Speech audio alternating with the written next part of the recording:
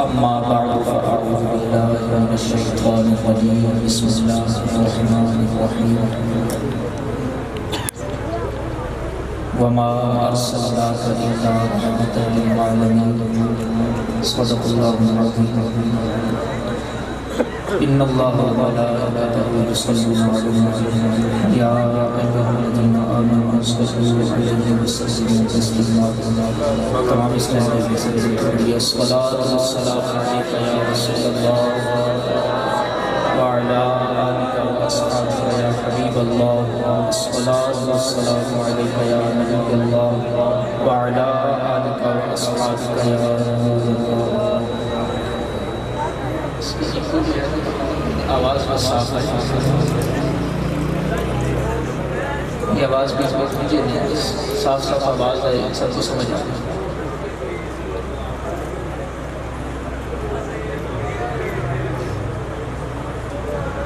الحمدللہ اللہ تعالیٰ کے فضل و کرم سے آج ماہ ربیع الاول کی 12ویں شب ہم سب کو دوبارہ نصیب ہوئی اور الحمدللہ کرم بالائے کرم ہے کہ ہم لوگ وہ ہیں کہ جو اس رات نبی کریم صلی اللہ تعالیٰ علیہ وآلہ وسلم کی آمد پہ خوشیاں منانے والوں کی فہرست میں شامل ہے. یہ بڑا کرم ہے، اللہ کا بڑا فضل ہے. اللہ تعالیٰ نے ہمارے مقدر میں یہ بات لکھی، اس پہ جتنا شکر ادا کرے کم ہے. حضور نبی کریم رؤوف الرحیم صلی اللہ تعالیٰ علیہ وآلہ وسلم لجپال آقا جن کے ساتھ جس چیز کو تھوڑی سی بھی نسبت ہو جائے اللہ تعالیٰ اس چیز کو بھی عظمتیں عطا فرما دیتا ہے. اور حضور سید کائنات صلی اللہ تعالیٰ علیہ وآلہ وسلم وہ ہیں کہ حضور اپنے سے منسوب چھوٹی سے چھوٹی چیز کو بھی نہیں بھولتے. مشکات شریف کی ایک حدیث ہے، حضور صلی اللہ تعالیٰ علیہ وسلم نے ارشاد فرمایا انی لأعرف حجرا بمکہ کان یسلم علی قبل ان ابعث. حضور نے فرمایا کہ میں آج بھی اس پتھر کو پہچانتا ہوں کہ جو میری بعثت سے پہلے، میری اعلان نبوت کرنے سے پہلے مجھ پر صلاۃ و سلام پڑھا کرتا تھا. حضور اپنے سے منسوب چھوٹی سے چھوٹی چیز کو نہیں بھولتے. حضور نے یاد رکھا، بعثت سے پہلے پڑھتا تھا. اور مولا علی قاری رحمۃ اللہ تعالیٰ نے یہاں ذکر فرمایا کہ وہ کن الفاظ کے ساتھ درود و سلام پڑھا کرتا تھا.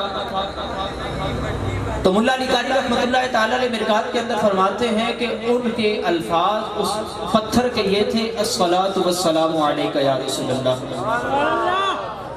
ابھی تک حضور نے اعلان نبوت نہیں فرمایا، اعلان نبوت سے پہلے وہ پڑھ رہا ہے. اللہ تعالیٰ نے اتنی اسے معرفت، اتنا علم عطا کیا ہے کہ یہ جو گزرنے والی شخصیت ہے یہ میرا حبیب ہے، یہ میرا نبی ہے. اللہ نے ہر چیز کو یہ پہچان عطا فرمائی. امام طبرانی ایک حدیث نقل کرتے ہیں، حضور صلی اللہ تعالیٰ علیہ وسلم نے ارشاد فرمایا ما من شیء الا یعرف انی رسول اللہ یا الا یعلم انی رسول اللہ. دونوں طرح کے الفاظ ہیں. فرمایا کہ کوئی چیز بھی ایسی نہیں ہے کہ جو یہ نہ جانتی ہو کہ میں اللہ کا رسول ہوں. ہر چیز کو اللہ نے اتنا علم دیا ہے کہ وہ پہچانتی ہے کہ میں اللہ کا رسول ہوں، چاہے وہ بے جان چیز ہے. اس پہ آگے انشاءاللہ کلام کرتے ہیں. تو کہنے کا مقصد یہ ہے کہ وہ ایک پتھر اعلان نبوت سے پہلے نبی کریم صلی اللہ تعالیٰ علیہ وآلہ وسلم پر درود پڑھے. حضور اعلان نبوت کے بعد اپنے امتیوں کے سامنے، صحابہ کے سامنے اس کا اظہار فرماتے ہیں کہ اے میرے غلاموں، میں اس پتھر کو آج بھی جانتا ہوں اور اس کی پہچان رکھتا ہوں۔ تو قربان جائیے، آپ کا اور میرا مقدر وہ ہے کہ رب نے ہمیں ان لوگوں میں منتخب فرمایا ہے کہ ہم حضور کی اعلان نبوت کے بعد حضور کو نبی بھی مانتے ہیں اور حضور پر صلاۃ و سلام بھی پڑھتے ہیں۔ تو جب آقا اس پتھر کو نہیں بھولے تو ہم غلاموں کو کیسے بھول سکتے ہیں؟ جو نہ بھولا ہم غریبوں کو رضا، یاد اس کی اپنی عادت کیجیے۔ یہی امام اہل سنت شاہ امام احمد رضا خان رحمۃ اللہ تعالی علیہ کا طرز ہے، یہی ان کا مسلک ہے۔ وہ یہی ہمیں سمجھانا چاہتے ہیں کہ ہر وقت اٹھو یا رسول اللہ کہو، بیٹھو یا رسول اللہ کہو، چلتے رہو یا رسول اللہ کہتے رہو، درود و سلام کی صدائیں آتی رہیں، تمہارا چلنا پھرنا اٹھنا بیٹھنا مصطفیٰ کریم علیہ السلام کی محبت میں ہو، تاکہ یہ محبت اور یہ چیزیں جن جن کے سامنے تم حضور کا نام لوگے قیامت کے دن گواہ بن جائیں اور یہ گواہی دے کہ یا رسول اللہ یہ وہ غلام ہے کہ جس نے آپ کی ذات پہ درود و سلام پڑھا تھا۔ تو ایک مرتبہ درود و سلام کی صدا بلند ہونی چاہیے۔ الصلاۃ والسلام علیک یا رسول اللہ وعلی آلک واصحابک یا سیدی یا حبیب اللہ، الصلاۃ والسلام علیک یا سیدی یا نبی اللہ وعلی آلک واصحابک یا سیدی یا نور اللہ۔ میں نے آپ کے سامنے جو قرآن کریم کی آیت مقدسہ تلاوت کی ہے، اس میں اللہ تبارک و تعالی نے اپنے محبوب صلی اللہ تعالی علیہ وآلہ وسلم کی رحمت کا ذکر فرمایا۔ اللہ تعالیٰ بھی یقیناً رحمت والا ہے، رحیم ہے، مہربان ہے۔ یہ رحمت کا وصف اللہ تعالیٰ نے اپنے حبیب صلی اللہ تعالی علیہ وآلہ وسلم کو بھی عطا کیا۔ حضور کی ایک رحمت وہ ہے کہ جو امتیوں کے ساتھ خاص ہے، ایک حضور کی رحمت عامہ ہے جس میں ساری چیزیں آ جاتی ہیں۔ حضور کی رحمت خاصہ کو اگر پڑھنا ہو تو آپ قرآن پاک کی مشہور آیت ہے، عزیز علیہ ما عنتم حریص علیکم بالمؤمنین رؤوف الرحیم، مومنین کے ساتھ بھی رحم کرنے والے، یہ رحمت خاصہ ہے۔ اللہ تعالیٰ نے اپنے محبوب کو جو ایک خاص رحمت و الفت اور شفقت کا رشتہ اپنی امت کے ساتھ عطا کیا، حضور سے یہ برداشت نہیں ہوتا، حضور کو یہ گوارا نہیں کہ کوئی میرا امتی کسی مصیبت میں ہو، یہ خاص رشتہ ہے۔ پھر دوسری چیز ہے رحمت عامہ، ہر چیز کو شامل ہے حضور کی رحمت۔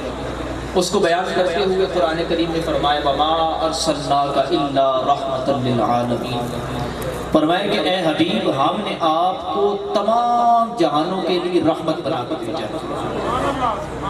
یہ حضور صلی اللہ تعالی علیہ وآلہ وسلم کا وہ وصف ہے کہ مفسرین نے اور علماء نے جب اس کے اوپر قلم اٹھایا تو فرمایا کہ یہ رحمت ایسا وصف ہے جو جمیع کائنات کو شامل ہے۔ رحمت کا ایک یہ جو ہے وہ علامت ہوتی ہے اور اس کا ایک جو ہے نا یہ شعار ہے کہ اس میں شفقت والا معنی پایا جاتا ہے، شفقت ہوتی ہے۔ نبی کریم صلی اللہ تعالی علیہ وسلم کی ذات اقدس اور اس حدیث یہ جو قرآن پاک کی آیت ہے اس کو اگر آپ دیکھیں گے اور پھر حضور کی سیرت کو آپ احادیث کے ذریعے سے دیکھیں گے تو معلوم ہوتا ہے کہ اللہ تعالیٰ نے حضور کو کیسی رحمت عطا فرمائی تھی۔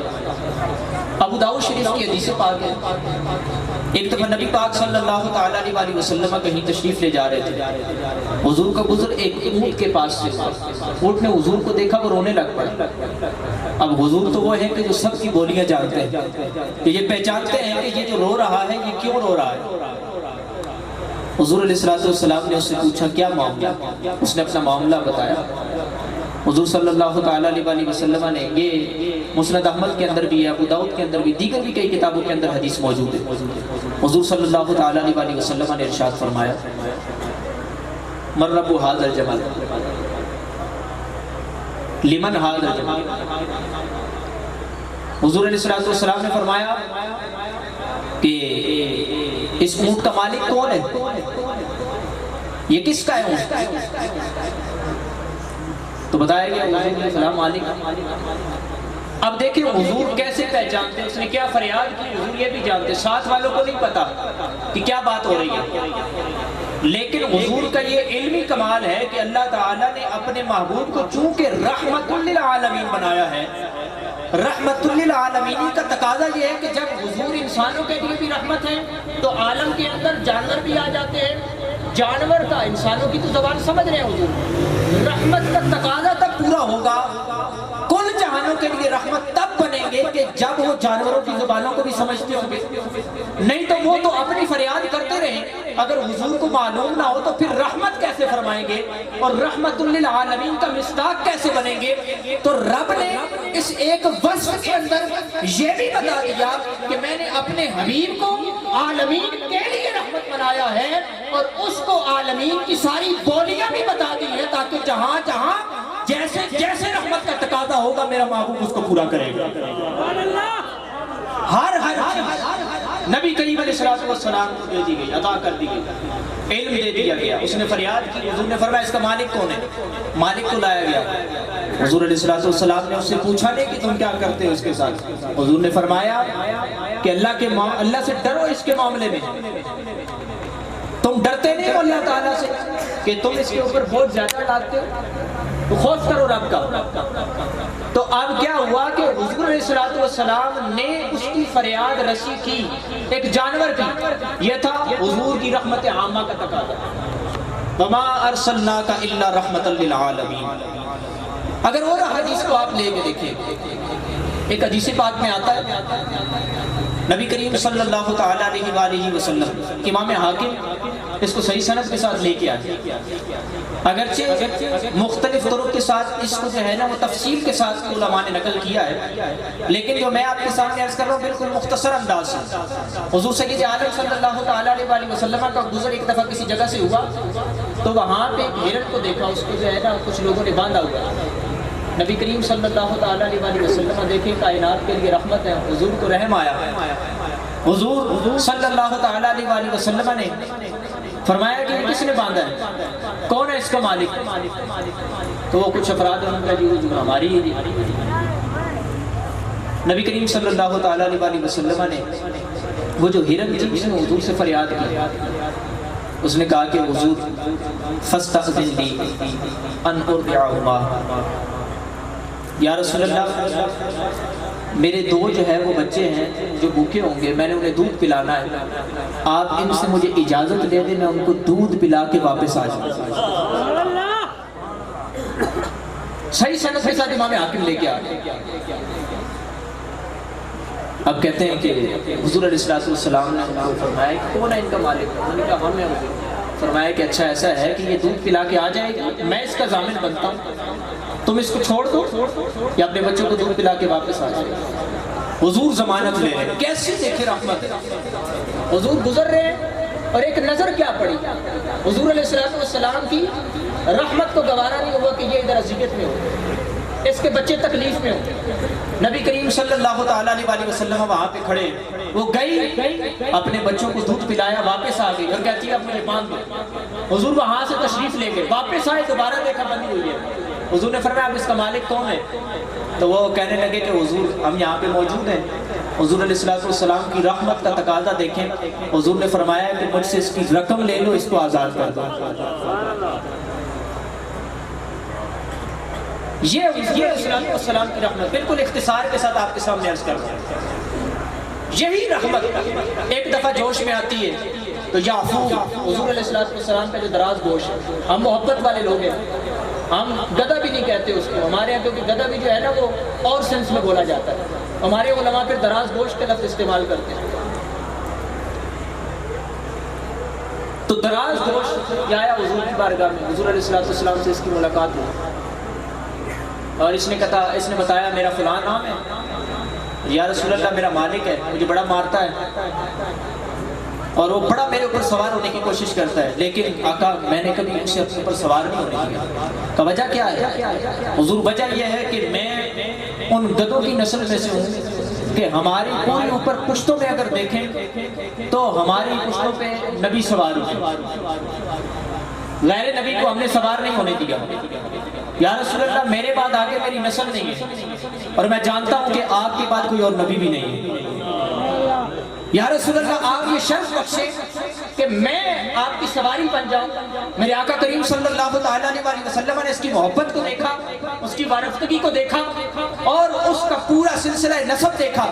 میرے آقا نے فرمایا کہ ٹھیک ہے, آج سے تجھے ہم اپنے لیے منتخب کرتے ہیں, پر آج سے تیرا نام یافور رکھتے ہیں. حضور نے یافور نام رکھا. اور اللہ تعالیٰ کے حبیب علیہ السلام جب اس پر سوار ہوئے, رب نے علم کتنا عطا فرما دیا, وہ کمال درجے کا علم دیا.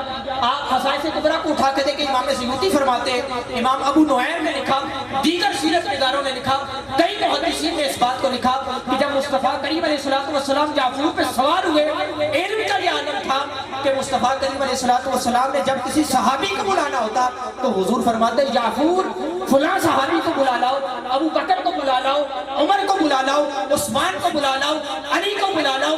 کسی بھی صحابی کا نام لیتے, حضرت یافور یہ میرے آقا کے حکم پہ جاتے اور وہاں پہ جا کے ان کے گھر کے سامنے دستک دیتے, اپنا سر لگاتے. صحابی فرماتے ہیں کہ جب دیکھتے ہم کہ حضور کا سواری یافور ہمارے دروازے پہ ہے, ہم سمجھ جاتے ہیں کہ حضور کا بلاوا آ چکا ہے. علم دیکھیں کتنا ہے. ہمارے یہاں جب مثال دی جاتی ہے نا کسی کے تند ذہن ہونے کی, تو گدھے کے ساتھ دی جاتی ہے, اس کا دماغ ہی نہیں ہے.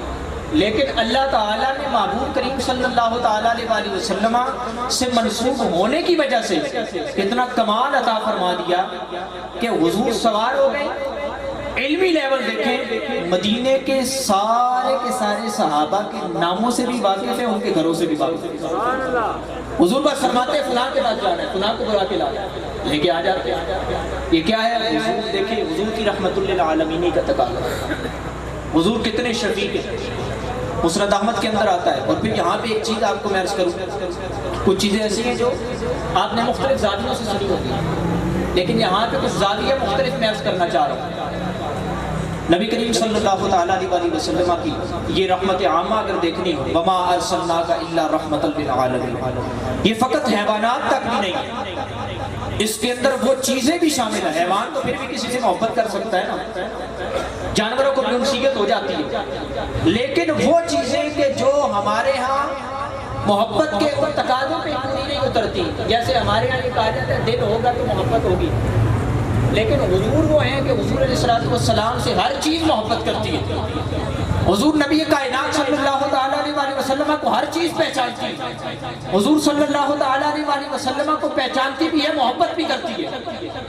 حضور علیہ السلام نے ایک مرتبہ جبل احد کو دیکھا, فرمایا ھذا جبل یحبنا ونحبہ, فرمایا یہ وہ پہاڑ ہے کہ جو ہم سے محبت کرتا ہے اور ہم اس سے محبت کرتے ہیں. کتنا بڑا فرمان ہے. فرمایا کہ ہم اس سے محبت کرتے ہیں, یہ ہم سے محبت کرتا ہے. یہ پہاڑ ہے, بظاہر تو اس کے اندر دل نہیں, پتھر ٹیلے درخت لگے ہوئے, کچھ کوئی ان کے اندر جان نہیں ہے, لیکن حدیث کہتی ہے یہ چیزیں بھی حضور سے محبت کرتی ہیں. کیا ہے یہ؟ حضور علیہ السلام کی رحمت للعالمین کے تقاضوں کو پورا کرنے کے لیے, رحمت عامہ سب کے لیے. نبی پاک صلی اللہ تعالیٰ علیہ وسلم مسند احمد کی حدیث پاک ہے کہ جب نبی پاک صلی اللہ تعالیٰ علیہ وسلم مسجد نبوی شریف کے اندر خطبہ ارشاد فرماتے تھے, تو اس کے اندر شروع میں حضور کھجور کا تنا رکھتے تھے, اس تنے کے ساتھ ٹیک لگا کے حضور علیہ السلام خطبہ ارشاد فرماتے تھے, ہاتھ اس کے اوپر رکھتے تھے اور خطبہ ارشاد فرماتے تھے. روایت میں آتا ہے کہ جب خطبہ طویل ہو جاتا تو حضور اس کے ساتھ جو ہے وہ ٹیک لگا لیا کرتے تھے. مجمع کثیر ہوتا گیا, بڑھتا گیا.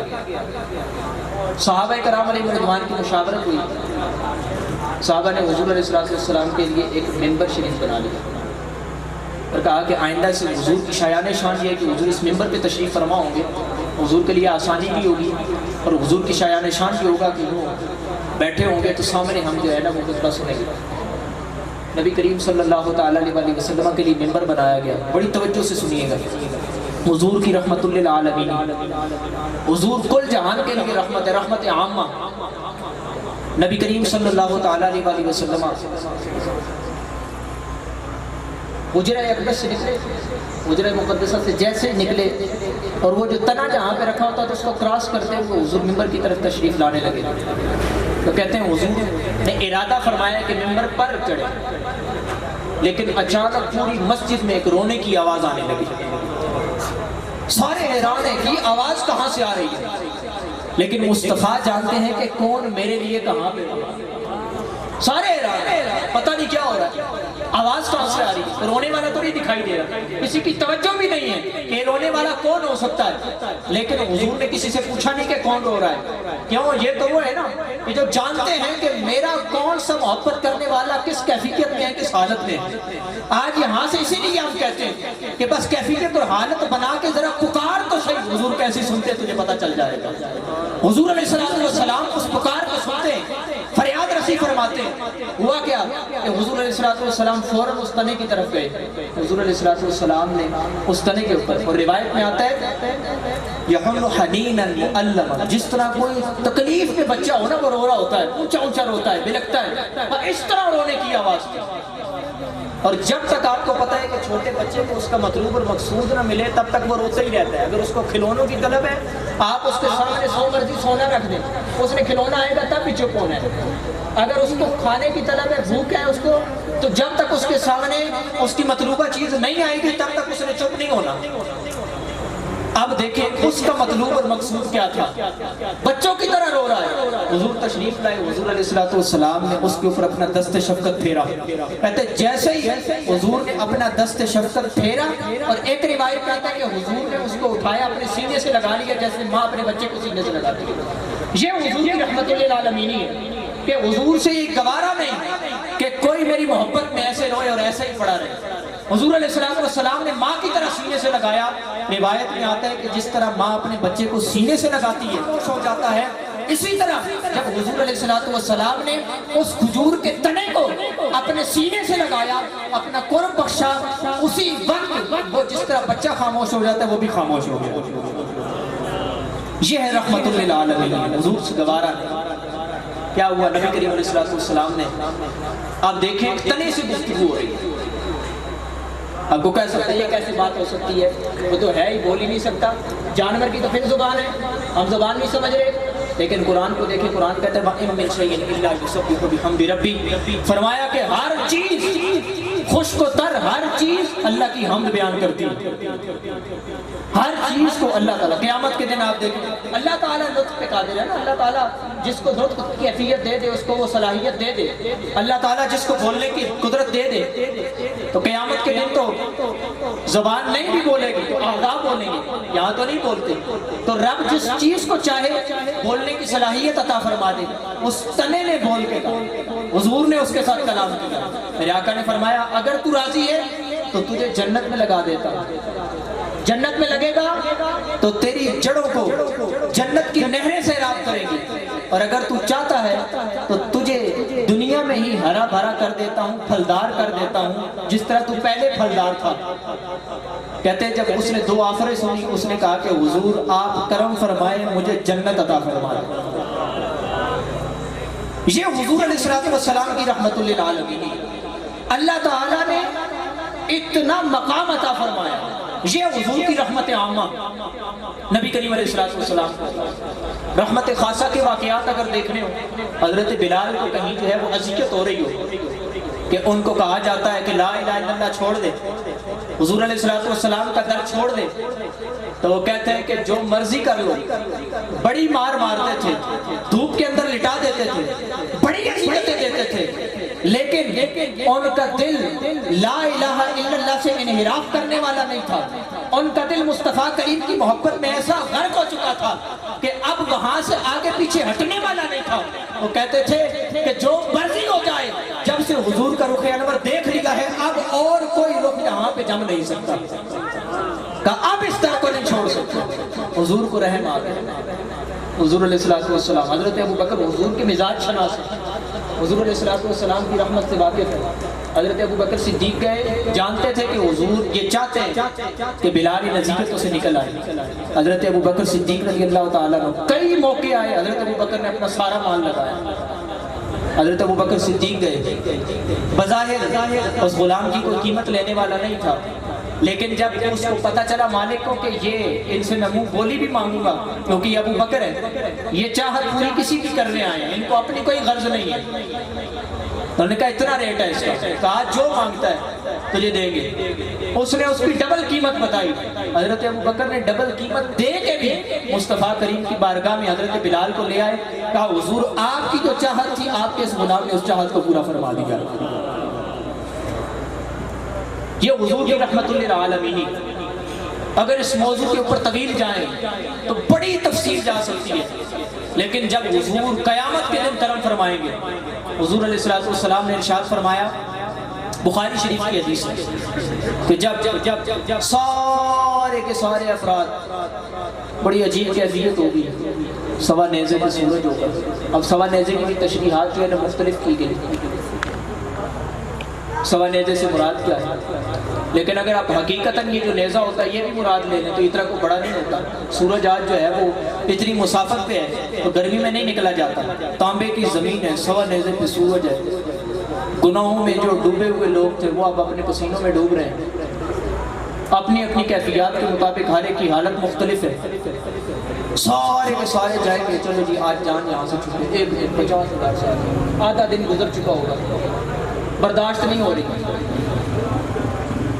حضرت آدم علیہ السلام کے پاس جائیں گے. آدم علیہ السلام کو کہیں گے حضور آپ ہمارے جد امجد ہیں، آپ سفارش کیجیے، جو بھی معاملہ ہونا ہے، چاہے معاذ اللہ جہنم میں جانا ہے، فیصلہ تو ہو، ہم نکلے اس عذاب سے، اتنے تنگ آ چکے ہوتے ہیں.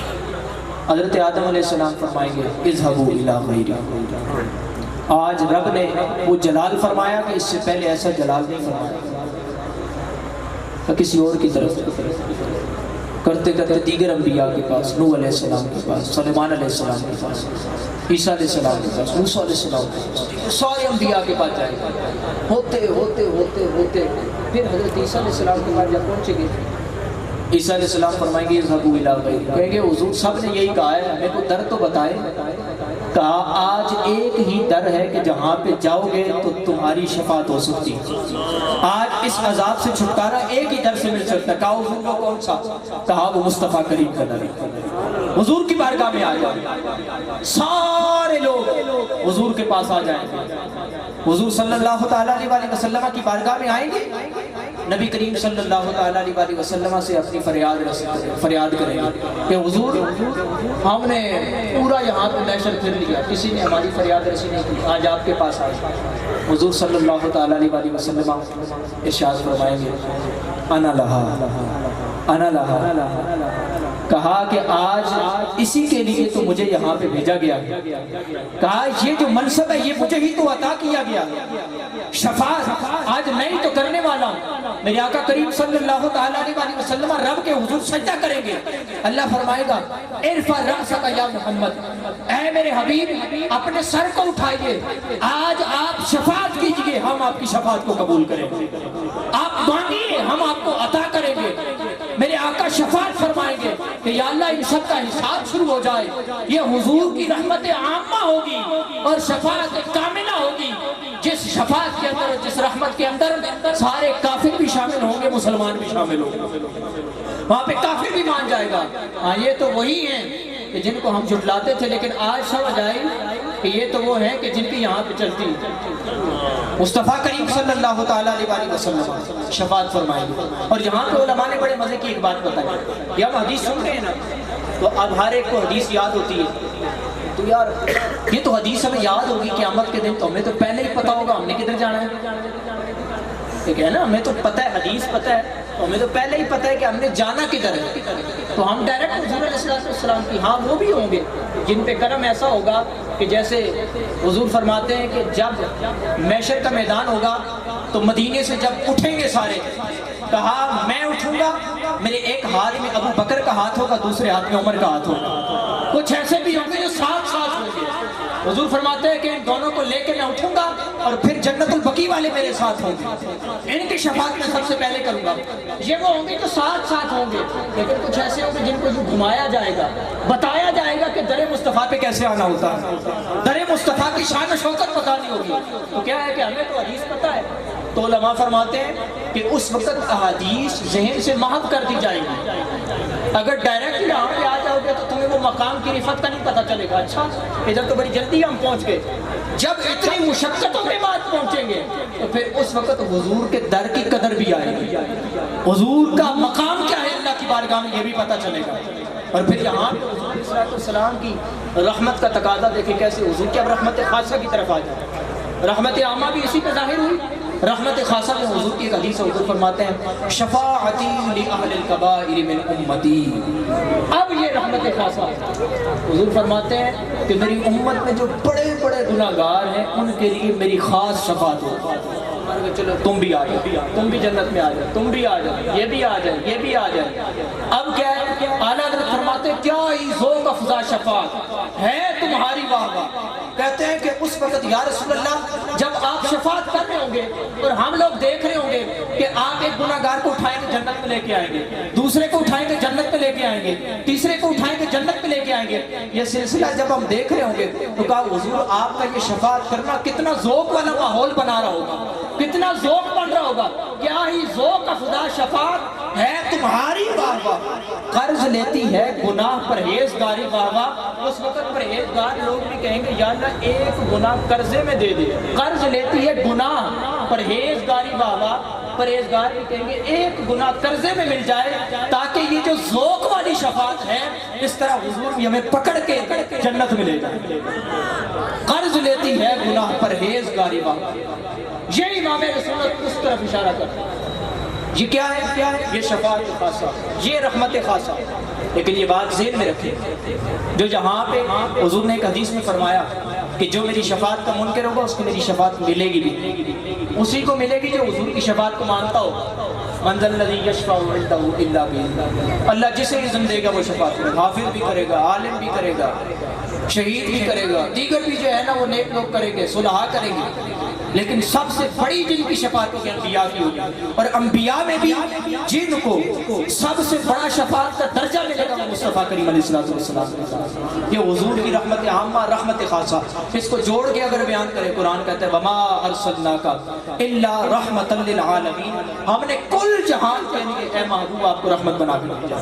یہ رحمت حضور علیہ السلام کی میلاد کا مقصد یہ ہے کہ ہم جب بیٹھیں حضور علیہ السلام کی ولادت کے تذکرے کریں، حضور علیہ السلام کی اوصاف و کمالات کو بیان کریں، حضور علیہ السلام کی عظمت کے چرچے کریں، یہی میلاد ہے۔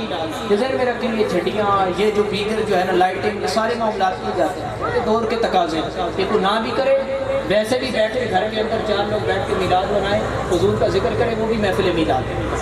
اگر اور کچھ نہیں اپنے طریقے سے وہاں پہ فاتح خوانی کر دیں وہ بھی میلاد ہے۔ اصل محبت دیکھی جاتی ہے۔ میں آج بھی بات کر رہا تھا کہ ایک عورت تھی، محبت دیکھی جاتی، کیفیت دیکھی جاتی، نبی کریم صلی اللہ تعالیٰ علیہ وسلم کے دربار میں چلی گئی، اس نے درود پاک پڑھنا شروع کیا، ساتھ ایک خاتون آ گئی، اس نے بھی درود پاک پڑھنا شروع کیا، اس کا تلفظ، اس کا لب و لہجہ بڑا خوبصورت تھا۔ اس نے کہا پتہ نہیں حضور میرا درود قبول کریں گے کہ نہیں، میرا تو وہ لب و لہجہ نہیں ہے، میرا تو وہ ترنم نہیں ہے، میرے یہ سوز و گداز نہیں ہے۔ اب کیا ہوا کہ خواب میں نبی کریم علیہ السلام تشریف لے آئے، حضور نے کرم فرمایا، نبی پاک صلی اللہ تعالیٰ علیہ وسلم نے فرمایا کہ ہم نے سب سے پہلے تیرے درود و سلام کو قبول کیا۔ ہم دلوں کی کیفیتیں دیکھا کرتے ہیں، تیرے دل کی کیفیت محبت میں ڈوبی ہوئی تھی، ہم الفاظ کے اوپر نہیں دل کی پرواز دیکھتے ہیں، دل کی حالت کیا ہے۔ اپنے دلوں کو سنبھال کے جو ہے نا ہم بے شک چھوٹا کرے بڑا کرے، بڑا بھی ہو اچھی بات ہے، اخلاص ہونا چاہیے، چھوٹا ہو اخلاص ہے یہ بھی قبول ہو جائے۔ حضرت شاہ ولی اللہ محدث بھی یا شاہ عبدالعزیز محدث بھی رحمۃ اللہ علیہ کے حوالے سے غالباً آتا ہے کہ آپ جو ہے نا میلاد شریف کی بہت بڑی محفل کیا ہے، ایک دفعہ آپ کے حالات ٹائٹ ہو تو آپ نہیں کر سکتے بڑی، تو آپ نے کچھ چنے لیے اور وہ چنے جو ہے نا آپ نے اپنے سب کو لنگر میں تقسیم کیے۔ اس میلاد کے موقع پہ نا آپ کا دل بڑا غمگین تھا، ہر سال کرتا ہوں، بڑے اہتمام سے کرتا ہوں، اس سال اہتمام نہیں کر سکا، رقم نہیں گوارا نہیں، اتنے ہے ہی نہیں پیسے، اجازت ہی نہیں ہوئی جیب کی طرف سے، لیکن جتنی توفیق ہی کر دی۔ پریشانی تھی کہ حضور کی بارگاہ میں نے ہر چنے پیش کیے، پتہ نہیں کیا ہوگا۔ کہتے ہیں کہ جب یہ معاملہ دیکھا نا، یہ دیکھیں دل کی کیفیت، جب دل کی کیفیت ایسی ہوتی ہے نا تب حضور کرم کیسا فرماتا ہے۔ حضور خواب میں تشریف لائے، شاہ صاحب فرماتے ہیں کہ جب میں نے خواب میں دیکھا کہ نبی کریم صلی اللہ علیہ وسلم تشریف فرمائے اور جن افراد نے میلاد کیا تھا لنگر پیش کیا تھا حضور کے سامنے، کہا سب کا لنگر لگا ہوگا. میرے دل میں یہی چل رہا کہ پتہ نہیں میرا کیا ہوا ہوگا. کہتے ہیں میں نے دیکھا کہ جو چنے میں نے حضور کی بارگاہ میں لنگر کے طور پہ تقسیم کیے تھے وہ حضور نے سب سے اوپر رکھوائے ہوئے تھے. یہاں پہ دلوں کی کیفیتیں دیکھی جاتی ہیں. دل کیسے صاف ہے، دل کی حالت کیسی ہے. ایک صحابی حضور کی بارگاہ میں آئے، ترمذی شریف کی حدیث ہے، حضور علیہ السلام کی بارگاہ میں آ کے عرض کرنے لگے متی الساعہ، قیامت کب آئے گی؟ حضور علیہ السلام نے فرمایا ما اعددت لها، تم نے اس کے لیے تیاری کیا کی؟ یہ کیا ہے کہ یہ ایک اہم چیز کی طرف اشارہ. کئی دفعہ سوال کچھ ہوتا ہے جواب کچھ ہوتا ہے. اس کی وجہ بلاغت کے اعتبار سے یہ ہوتی ہے کہ کبھی سائل کو توجہ دلانا مقصد ہوتی ہے کہ بھائی تم اپنی جو تمہارے لیے ضروری چیز ہے اس طرف توجہ کرو. مثال کے طور پہ یہاں پہ ہمیں کہا جائے بات کو کہتے ہیں نا علماء کو جی آپ جمعے پہ نا سائنس پہ بیان نہیں کرتے، آپ سائنس پہ کیا کرو. سائنس پہ کون سا جو ہے سب نے سائنس کو فائدہ نہیں ہے اس کا، تو آخرت کی طرف عمل کی طرف لائیں گے فائدہ ہو جائے گا. تو علماء پھر فائدے والی چیز کی طرف جا رہے جس کا جلدی فائدہ ہو، زیادہ اثر ہو. تو اب کیا ہے حضور علیہ السلام نے اب قیامت کب آئے گی اس کا بتاتے. حضور جانتے تھے لیکن تم تیاری کیا کی؟ اصل تیاری ہے. تو صحابی کہتے ہیں یا رسول اللہ جو میں کر سکتا ہوں اپنے اعتبار سے، لیکن کسی عمل کے اوپر مجھے ناز نہیں. ایک چیز ہے جس کے اوپر میں کہہ سکتا ہوں جو سبب نجات ہو سکتا ہے. تو وہ کیا ہے؟ کہتے ہیں انی احب اللہ و رسولہ. کہتے ہیں یا رسول اللہ مجھے اور اپنے کسی عمل پہ ناز نہیں، لیکن ایک بات ہے کہ میں اللہ اور اس کے رسول سے محبت کرتا ہوں. میرے آقا نے پھر اس پہ بشارت کا ارشاد فرمایا انت مع من احببت، فرمایا تو جس سے محبت کرتا ہے اسی کے ساتھ جنت میں ہوگا، اسی کے ساتھ رب تجھے عطا فرمائے گا جنت. اب دیکھیں یہ ان کے لیے بھی تھا، ہمارے لیے بھی. آج اپنی محبتوں کے تقاضوں کو ہم پورا کریں. حضور سے محبت الحمدللہ سارے مسلمان کرتے، اظہار بھی کرتے ہیں، لیکن ہم لوگ عمل میں بعض اوقات بڑے پیچھے رہ جاتے ہیں. کئی احباب جو ہے نا ہم یہاں پہ موجود ہیں، ہم آہستہ آہستہ ایک موقع آتا ہے تو ہم اس میں بڑا اپنا کردار ادا کرتے ہیں، لیکن جیسے ہی وہ موقع جاتا ہے اس وقت پھر ہم بھول جاتے ہیں شریعت کے احکام، گناہوں میں پھر پڑ جاتے ہیں. معاذ اللہ جو ہے وہ پھر حرام کاریوں میں مبتلا ہو جاتے ہیں، پھر جو ہے وہ ایسے ماحول کے اندر چلے جاتے ہیں کہ جس میں نہیں جانا چاہیے. پھر ہم ایسے اسباب اور ایسے معاملات میں مبتلا ہو جاتے ہیں جن میں نہیں پڑھنا چاہیے. اور پھر معاذ اللہ ہم دیکھیں اب جیسے لنگر پیش کرتے ہیں. اب ایک بنیادی بات ہے کہ لنگر داری بات ہے کہ لنگر حضور علیہ السلام کی بارگاہ میں نذرانہ پیش کرتے ہیں. حضور علیہ السلام کو اس کا ثواب ہی سال کرنا ہے. کتنا پاک ہونا چاہیے، کتنی طہارت ہونی چاہیے. حضور علیہ السلام نے فرمایا اللہ پاک ہے اور پاک مال کو پسند فرماتا ہے اور قبول فرماتا ہے. تو اب اللہ کی بارگاہ میں پاک مال ہی پیش کرنا ہے. ہمارے یہاں کیا کیا جاتا ہے؟ عجیب قسم کی جو ہے نا وہ کاروباروں میں ہم نے ہاتھ ڈالا وہ ہوتا ہے. حلال حرام کی کوئی تمیز ہی نہیں. حرام مال جس میں حدیث پاک میں آیا، نبی کریم علیہ السلام کی ایک حدیث ہے، فرمایا بندہ دعا کرتا ہے اور دعا کرنے کی اس کی حالت یہ ہوتی ہے، وہ یہ کہتا ہے کہ دعا قبول ہو جائے، لیکن اس کی حالت یہ ہے کہ جو اس نے لباس پہنا ہے وہ حرام کا ہے، جو اس نے لقمہ پیٹ میں رکھا ہے وہ حرام کا ہے.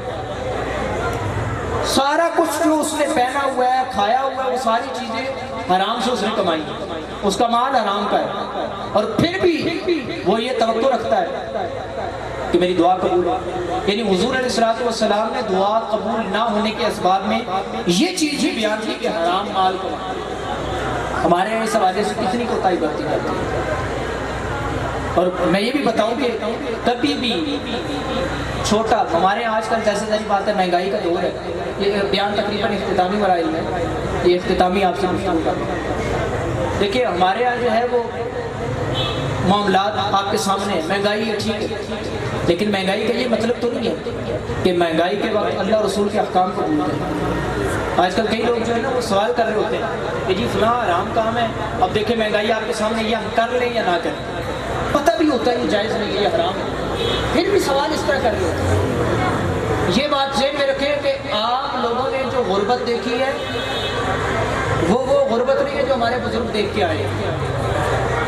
صحابہ کرام علیہ رضوان جنگوں کے موقع کے اوپر کھانے کے لیے کچھ نہیں چاہتے. لیکن یہ نہیں کہا کہ حضور ہم یہ کام کر لیں وہ کام کر لیں، بس حضور جیسا فرماتے ویسا کرتے ہیں۔ ایسی ایسی جنگیں آئی ہیں، ایسے ایسے غزوات آئے، صرف کھجوروں پہ گزارا کیا، تھوڑا سا پانی تھا اس پہ گزارا کیا۔ نبی کریم صلی اللہ علیہ وسلم نے ایسے ایسے کرم ان پہ پھر فرمائے۔ دیکھیں نا ایک موقع آیا، حضور علیہ السلام غزوے کے اندر تشریف فرمائے،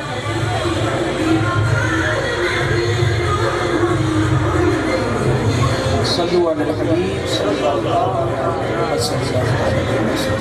سرکار کی آمد، سونے کی آمد، سرکار کی آمد، اپنے نبی کے شان نبی کے پیار نبی کے آمد مصطفیٰ اسلام کی بارگاہ میں آئے، آ کے عرض کی یا رسول اللہ میں چاہتا ہوں کہ میری ہر دعا قبول ہو۔ کیا ہو؟ ہر دعا قبول ہو، مستجاب الدعوات۔ حضور علیہ السلام نے فرمایا کہ تو اپنے مال کو پاک کر، حلال مال کر، طیب چیز تمہارے پیٹ کے اندر، مفہوم عرض کر۔ تو حلال اور طیب مال اگر آپ کمائیں گے، اس کو کھائیں گے، اپنے بچوں کو کھلائیں گے، دعائیں بھی قبول ہوں گی۔ اور پھر میں جو غربت کا عرض کر رہا تھا، آپ دیکھیں آپ ہمارے کوئی بھی بزرگ اس وقت بیٹھے نا جس کی 50 سال سے اوپر عمر ہے، ان سے پوچھیں وہ آپ کو بتائیں گے کہ عید والے دن بھی ہم جو ہے نا وہ نیا جوڑا نہیں ڈالتے تھے، دھو لیتے تھے، ڈال لیتے تھے۔ ہم میں سے کوئی اتنا غریب تو نہیں ہے، ہر ایک بندہ جو ہے نا ہر ایک 3 جوڑوں سے نیچے آتا نہیں ہے کہ پہلے دن کا الگ، دوسرے دن کا الگ، تیسرے دن کا الگ۔ غریب سے غریب جو غربت کا رونا روتا ہے نا وہ اس کا بھی ہے۔ ہمارے بزرگ انہوں نے ہمیں حلال کھلایا نا تو آج ہمارے سروں پہ یہ امامے ہیں، انہوں نے ہمیں حلال کھلایا تو آج ہم مرحبا یا مصطفیٰ کی صدائیں بلند کر رہے ہیں۔ انہوں نے حلال کھلایا ہے تو آج ہم دین کی طرف لگے ہوئے ہیں، اور یہی اصول آپ اپنے اوپر لگا لیں۔ آپ اپنے بچوں کو حلال کھلائیں گے، آپ کے بچے دیندار بنیں گے۔ اگر خدا نخواستہ حلال ان کو نہیں کھلائیں گے تو کل یہ آنکھیں بھی دکھائیں گے، دین سے بھی دور ہوں گے۔ یہ پکا ایک اصول ذہن ہے۔ اس لیے اب آپ کس انداز سے اپنا ذہن بنا سکتے ہیں، اس کے لیے میں آپ کو 2 دعوتیں عرض کروں گا۔ ایک تو یہ کہ مدنی چینل اپنے گھر کے اندر آئیں، مدنی چینل دیکھیں، مدنی چینل کی بڑی برکت۔ چھوٹے چھوٹے بچے جو ہے نا ان کی تربیت ہو رہی ہوتی ہے، گھر کے اندر مدنی چینل لگے ہوتے ہیں۔ ہم جو تربیت نہیں کر سکتے نا، ہم اکثر طور پہ گھر میں وقت نہیں اس طرح دے پاتے، لیکن الحمدللہ مدنی چینل سے بچوں کی خود تربیت ہو رہی ہوتی ہے۔ آپ آئیں گے نا، آپ اگر ویسے ہی پانی پینا شروع کر دیں گے، بچہ آپ کو نیچے سے بتائے گا ابو جی بسم اللہ پڑھ لیجیے۔ یہ تربیت ہو رہی ہے، 3 سانسوں میں پانی پینا، یہ تربیت ہو رہی ہے بچوں کی۔ یہ بچے بتاتے ہیں کیا ہے جی، ان سے پوچھیں گے۔ میں ابھی پیچھے بیان کر کے میں ادھر بھی بتا رہا تھا کہ میرا بچہ ہے وہ تقریباً 6 سال سے دارالمدینہ میں پڑھ رہا ہے۔ تو اب کیا ہے کہ وہ ایک دفعہ میں ویسے ان کے سامنے مسائل بیان ہوتے رہتے ہیں، کچھ یاد کر لیتا ہے، تو بعض اوقات مسئلہ خود یاد بھی اسے کرواتا ہوں، یہ مسئلہ یہ ہے۔ تو وہ کیا ہوا کہ مجھے ایک دن اس نے مسئلہ بتایا، مجھے پتا تھا کہ یہ تھوڑا سا مسئلہ ایسا ہے کہ جو میں شاید اس کو نہ سکھاتا اس لیے کہ یار ابھی اس کا مکمل نہیں، تھوڑا سا بڑا ہو جائے سیکھ جائے۔ اس نے مسئلہ جو ہے نا وہ بتایا، میں نے کہا یہ کدھر سنا مسئلہ؟ تو کہتا ہے مسئلہ ایسا ہی ہے نا۔ تو میں نے کہا مسئلہ تو ایسے ہی ہے، سنا کدھر ہے؟ تو مجھے پتا تھا گھر میں سے بھی اور کسی نے نہیں اسے بتایا، تو مجھے کہتا ہے یہ مجھے غلام رسول نے بتایا۔ وہ جو کارٹون لگتے ہیں نا غلام رسول، وہ چونکہ وہ جو کارٹون ہوتے ہیں اس میں وہ جو پورا 5 منٹ 6 منٹ اس میں بہت سے مسائل بھی بیان ہو رہے ہوتے ہیں، بچے سیکھ رہے ہوتے ہیں، وہ بار بار ریپیٹ ہو رہے ہوتے ہیں نا، تو بچہ بار بار اس کو دیکھ کے سیکھ رہا ہوتا ہے۔ ریپیٹ ہونے کا مقصد بھی یہی ہوتا ہے۔ وہ بچوں کو موبائل میں ڈال دیتے ہیں، آپ مدنی چینل لگائیں، بچوں کی خود تربیت ہو۔ ایک چیز مدنی چینل کو اپنے گھر کے اندر آپ۔ پھر دوسری چیز یہ ہے کہ ہفتہ وار اجتماعی دعوت اسلامی ہوتا ہے، اس میں شرکت کریں۔ جب ہفتے میں آئیں گے تو جب اللہ کی ضربیں لگیں گی اس کے بعد مزید انشاءاللہ دل کے اندر روحانیت پیدا ہوگی، اور یہ علم ظاہر اور علم باطن کا ایسا ایک گلدستہ تیار ہوگا کہ انشاءاللہ خود بھی ٹھیک ہوں گے اور انشاءاللہ نسلیں بھی سمجھ جائیں گی۔ اللہ تبارک و تعالی ہمیں عمل کرنے کی توفیق عطا فرمائے۔ وما علینا الا البلاغ۔